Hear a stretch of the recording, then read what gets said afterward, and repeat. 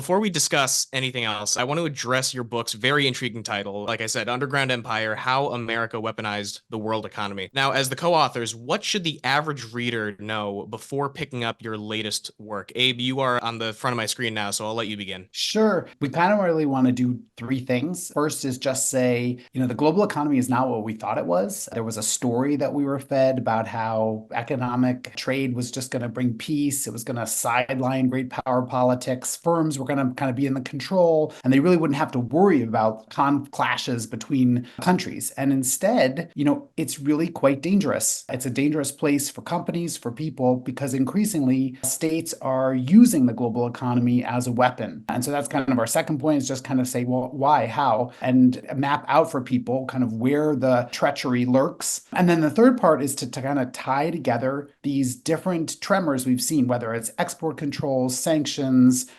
surveillance, these different headlines that are in the newspaper, and say they're actually connected. And we can help you make sense of that world and also prepare for it. And what I'd add to that is to say that business really needs to be aware of geopolitics in a way that it hasn't been in the past. For decades, people used to just be able to think, well, we lived in a world where governments did certain kinds of things, but they mostly kept out of the things that business saw as being its own purview.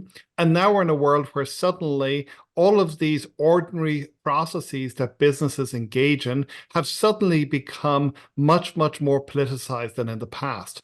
And the unfortunate news, I think, for business is that not only is this really happening, is it's getting politicized at a much, much higher level than ever before, but governments don't necessarily know what they're doing all the time. One of the big lessons that we have from our book is that this is not something which was a grand master plan. This instead is something where the United States stumbles into this more or less trying to do one thing after another. It has some huge problem that it needs to confront, and it reaches for these tools, and then it applies these tools, and it keeps on building and building and building. And it's only now, really, after 2 decades or more that this has been happening, that the United States is beginning to start thinking, okay, we actually need to have a strategy in order to figure out when we do this and when we do not. So that creates a lot of uncertainty for business, a lot of uncertainty for anybody who's affected by these fundamental changes to the global economy.